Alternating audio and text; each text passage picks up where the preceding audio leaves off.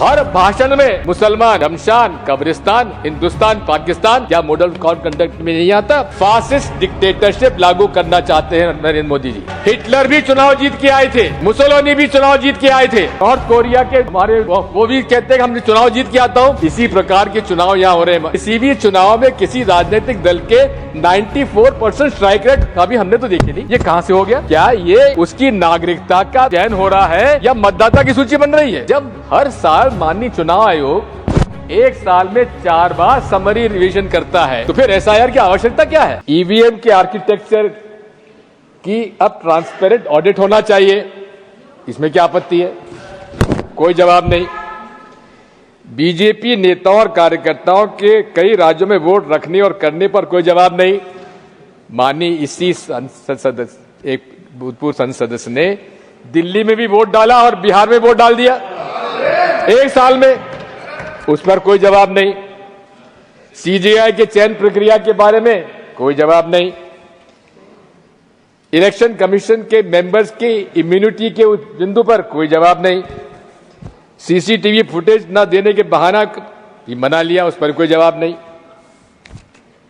और आखिर में उन्होंने कहा कि मैंने रात को भाषण देने के पहले एक रात को मैंने माननीय चुनाव आयोग से पूछा तुम्हारे पास कोई सुझाव आया कि नहीं आया।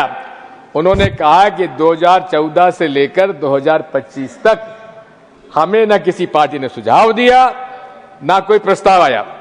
माननीय सभापति जी, मैंने माननीय सभा हमारे अध्यक्ष जी को 21 पत्र वो की प्रति दे रहा हूं जो सिटीजन्स कमीशन ऑन इलेक्शंस के जस्टिस लोकुर के द्वारा 21 पिटीशन दिए गए चुनाव आयोग को, उनको एक्नॉलेजमेंट तक नहीं हुआ। मैंने खुद ने 24 सितंबर 2023 को माननीय चुनाव आयोग को पत्र लिखा, उसका भी उल्लेख मैं यहां पे दे रहा हूं। तो आपकी इजाजत से मैं सारे ये पत्र जो हैं जो माननीय चुनाव आयोग को लिखे गए थे, लेकिन माननीय चुनाव आयोग ने माननीय गृह मंत्री जी को गुमराह करके गलत बयानी करवाई, हमें इस बात की आपत्ति है। मैं पूछना चाहता हूं, मैं आपकी इजाजत से मैं सदन के पटल पर रखता हूं। माननीय सभापति महोदय, या तो एक संवैधानिक हमारे चुनाव आयोग माननीय गृह मंत्री जी को गुमराह कर रहा है या माननीय गृह मंत्री जी हम लोग गुमराह कर रहे हैं। मैं तो माननीय सभापति जी आपसे इजाजत चाहूंगा, मेरी पार्टी से इजाजत चाहूंगा कि माननीय चुनाव आयोग ने अगर गृह मंत्री जी गुमराह किया तो उन पर कार्रवाई होना चाहिए, और यदि माननीय गृह मंत्री जी हम लोगों को गुमराह कर रहे हैं तो उन पर भी आपत्ति होना, हमें कार्रवाई होना चाहिए। माननीय, मैं तो यहां तक कहता हूं इंडिया अलायंस के सारे लोगों ने मिलने का समय मांगा चुनाव आयोग से। नीतीश कुमार भी थे उसमें नीतीश कुमार जी के भी दस्तखत थे, जहां साहब नहीं है यहां पर मौजूद, लेकिन उनका समय देने के बजाय पावती तक नहीं मिली हम लोगों को। मैंने खुद ने वहां पहुंचाई थी वो चिट्ठी। ये सब काम चालू हुआ है माननीय राजीव कुमार जी के चुनाव आयुक्त बनने के बाद, ये सारा चालू हुआ। नहीं तो पहले तो जब भी हम समय मांगते तो हमको चुनाव आयोग से कोई दिक्कत ही नहीं होती थी।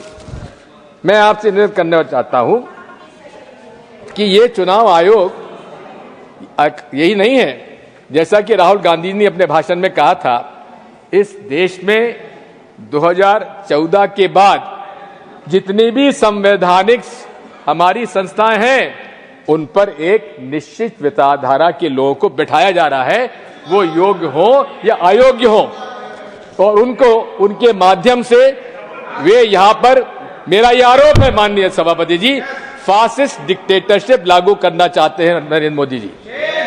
और ये उदाहरण है, हिटलर भी चुनाव जीत के आए थे, मुसोलिनी भी चुनाव जीत के आए थे, लेकिन अंत में सारे संवैधानिक संस्थाओं पर कब्जा कर उन्होंने फासिस्ट डिक्टेटरशिप कायम की।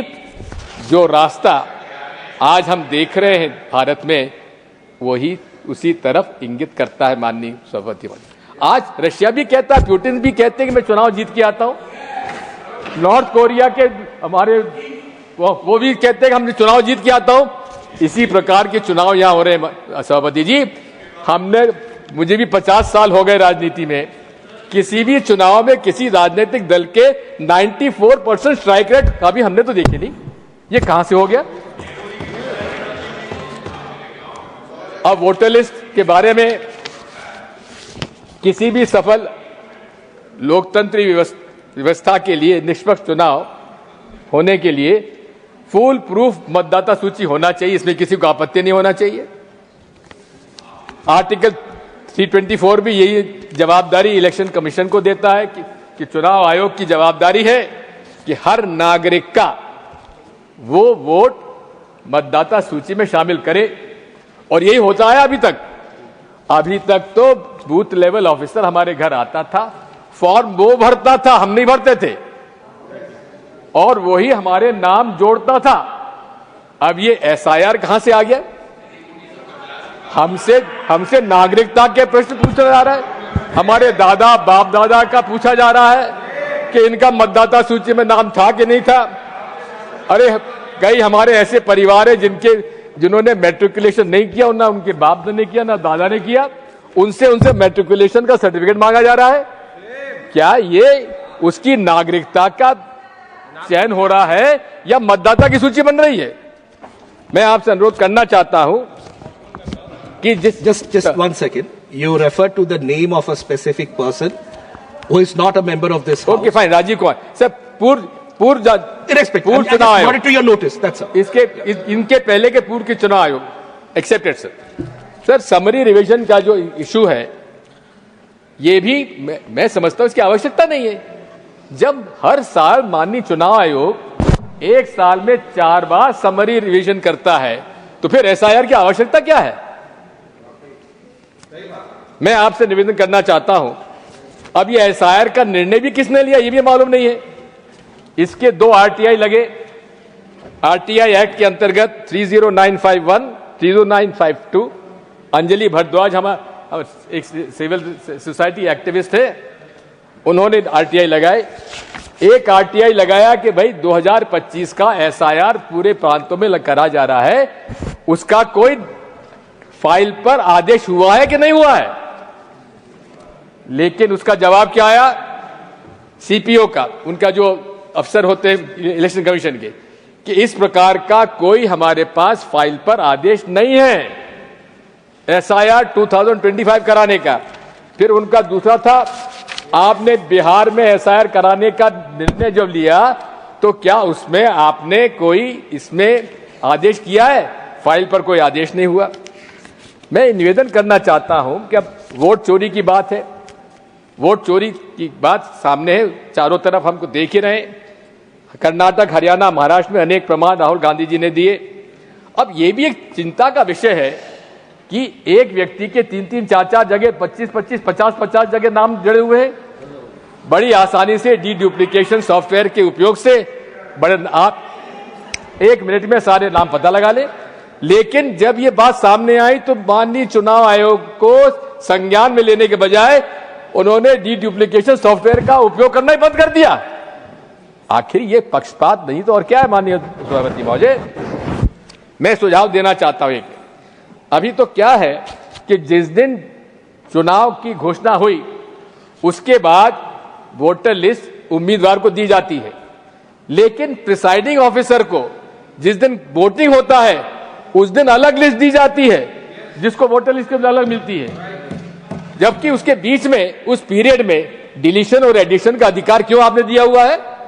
जिस दिन आपका ये कोड ऑफ कंडक्ट लगता है उसी दिन उसको फ्रीज कर देना चाहिए, मेरा सुझाव है। Model of code of conduct काहे के लिए करते हैं आप? Model of code of conduct का हर पहलू पर आप पक्षपात कर रहे हैं।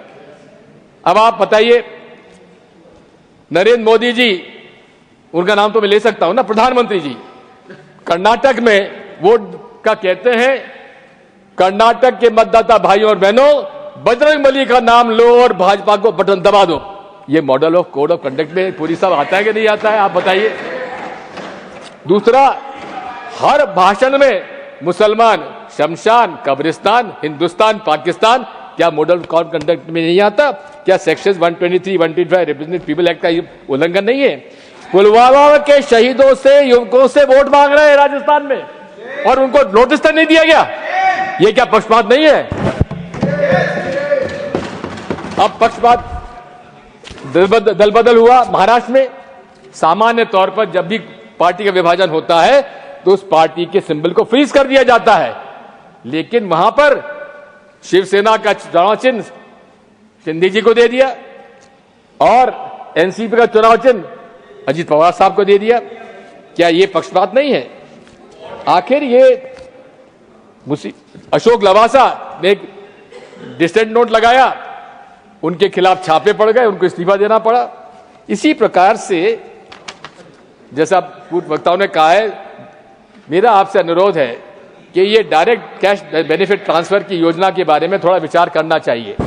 दौरान चुनाव के तेलंगाना, तमिलनाडु में तो चुनाव आयोग ने रोक दिए, लेकिन बिहार में उन्होंने तो यहां तक भी इस बार इतने लोगों को 10 लाख, इतने 10 लाख, इतने लोगों को इस तरह से बांटा है हर वोटिंग के दिन तक।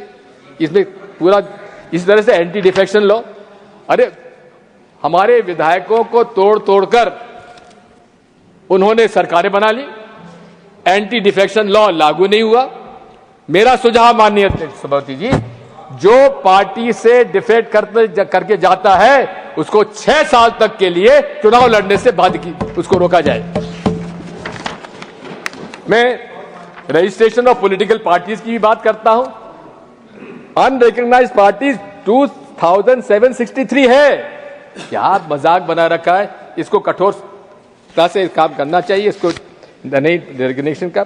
मनी पावर, साहब मनी पावर का तो हद हो गई है। आप जिस प्रकार से मनी पावर का उपयोग हो रहा है, हम पर झूठ पे वो बात करने की हमको बाध्यता कर पड़ता है। कौन से लोकसभा चुनाव 70 लाख में पूरा हो जाता है? हर मत, जहां तक कि नरेंद्र मोदी जी, अमित शाह जी को भी झूठा प्रमाण पत्र देना पड़ता है कि उनका चुनाव खर्च केवल 70 लाख रुपए में हुआ है। इस पर जो सीलिंग है उसको हटाया जाना चाहिए।